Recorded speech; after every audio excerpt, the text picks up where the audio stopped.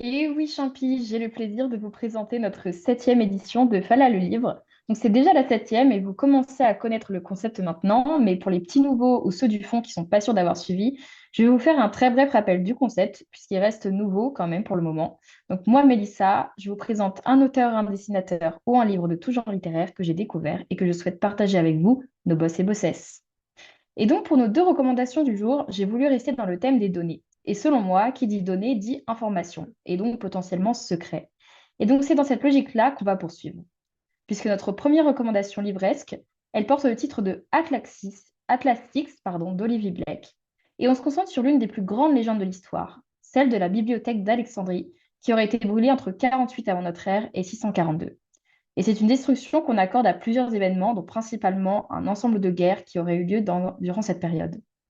Et comme le rappelait Champy tout à l'heure, les données, c'est le pouvoir. Alors ce drame est connu dans l'histoire comme étant le moment d'une perte incommensurable de connaissances auxquelles les sociétés suivantes n'auront jamais accès.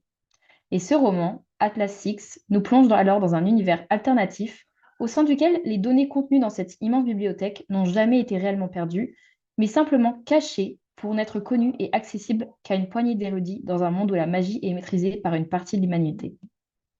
Et donc au cœur de ce roman mélangeant réalité alternative et magie, on découvre alors six jeunes étudiants qui possèdent chacun des capacités intellectuelles et magiques hors normes dans leur domaine, qui s'étendent de naturalistes jusqu'à illusionnistes, en passant par ceux qui maîtrisent les éléments qu'on appelle les physiciens.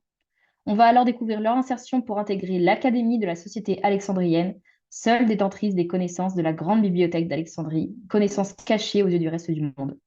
Donc celui-ci est le premier tome d'une série qui compte à l'heure actuelle deux romans, et comme le présente si bien la couverture, secret, trahison, séduction et pouvoir sont au cœur de leur course vers les places pour obtenir un statut spécial dans ce monde si complexe.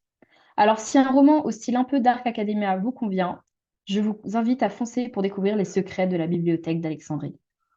Et si notre première recommandation du jour parle de dissimulation d'informations, pour notre deuxième recommandation du jour, j'aimerais vous parler d'un roman au cœur duquel notre personnage principal fait au contraire de grandes révélations.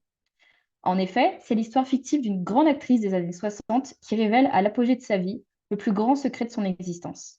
Son histoire d'amour cachée avec une femme, alors que le monde entier l'a vue de nombreuses fois se marier avec des hommes. Et c'est ainsi que le titre de ce roman, Les Sept Maris d'Evelyn Hugo de Taylor Jenkins Reid, nous attire au cœur des confidences de cette actrice, confidences aussi glamour que scandaleuses qu'elle n'accorde qu'à une journaliste, la jeune Monique Grant. Personne ne comprend ce choix, surtout pour une journaliste aussi jeune qui n'a pas encore pu montrer son talent au cours de sa carrière.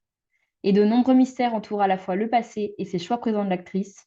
Et c'est ainsi une histoire d'ambition, d'amitié et d'amour défendu qui nous est contée, nous tenant en haleine jusqu'au bout du roman, puisque ce n'est qu'à la fin qu'on comprend les raisons du choix de l'actrice concernant Monique Grant. Et maintenant que ces deux présentations vous aient été faites, j'aimerais bien connaître l'avis de mes co-chroniqueuses Lily et Fiona, mais avant tout, j'aimerais connaître celui de notre invité du jour. Donc Hugo, est-ce que je peux te demander lequel des deux t'a le plus intéressé? Alors, je vais faire. J'ai beaucoup apprécié les deux. En fait, le premier, il me faut absolument les références parce que je compte bien le lire très prochainement. Le deuxième, c'est un sujet que je trouve particulièrement d'actualité. Je suis moins fan et moins friand du style littéraire, très probablement, mais voilà. Euh, je trouve le sujet particulièrement intéressant. Ok, eh ben, je comprends totalement ton avis et je te remercie pour ce partage. Et donc, Lily et Fiona, Lily, je t'en prie, dis-moi, donne-moi ton avis, lequel des deux a été le plus intéressant à tes yeux? Moi, je pencherais pour le deuxième. Pourquoi? Je sais pas, parce que ça m'intrigue. Un peu envie de savoir, tu me l'as bien vendu. J'ai envie de savoir justement la raison de ce choix. Et je trouve que ça a l'air fun à lire. Et j'avoue que voilà, je lis beaucoup de choses pour le travail en ce moment qui sont beaucoup moins fun puisque ça parle de douleurs chroniques. Donc j'avoue que un peu de détente me tente bien. Je te comprends totalement. Et toi, Fiona? Comme Lily, je vais prendre le deuxième. C'est celui-là qui me parle le plus et peut-être c'est parce qu'il y a plein de mélanges d'émotions Et ça me semble beaucoup plus divertissant. Et j'aime bien lire quand c'est divertissant, quoi. Je te comprends totalement. Et toi, Bah moi, pour être... Mélissa, qu'est-ce que toi tu Justement, as c'est ce que j'allais choisi? dire. C'est Ok. ce que j'allais dire, Champi, pour être honnête, moi aussi, c'est vrai que Les Sept maris d'Evelyn Hugo, du coup, donc le deuxième, honnêtement, je l'ai adoré. Le premier aussi, hein, honnêtement, j'ai beaucoup aimé. Mais c'est vrai que le deuxième, il est vraiment fait, on a un peu des plot twists à plein de moments de l'histoire. Et honnêtement, il est incroyable. Et vraiment, il m'a tenu en haleine jusqu'au bout. Et j'ai adoré celui-là. Donc, les filles, je vous le recommande totalement.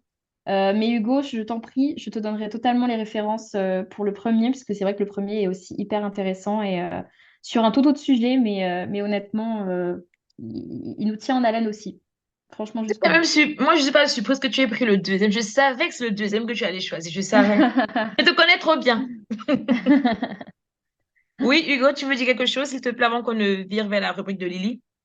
Ah non, non, c'est simplement que enfin, moi je suis très heroic fantasy, donc forcément le premier m'attire beaucoup.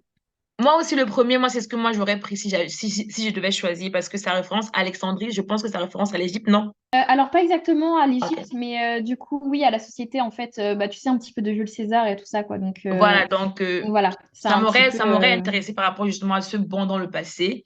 Et voilà. Donc, moi, c'est ce que moi j'aurais pris. Mais bon, donc, il faut que Hugo te note. Tu auras combien? Peut-être que tu auras 10, 20, qui sait? Hugo, tu lui donnes combien? Ah ben je vais remettre un 20 hein, parce Non, qu'en non, plus non, les non, non, deux non, me donnent non, non, très non. très non, les deux me donnent très envie, donc je peux pas mettre autre chose que 20. Non, ça, c'est pas une position courageuse, ça. Il faut lui mettre un 8 sur 20. Tu assumes ton choix. Tu as 8, Mélissa. Point barre, on s'en fout. C'est pas très gentil, ça, hein. Honnêtement, non, non, non, hein, je suis pas d'accord.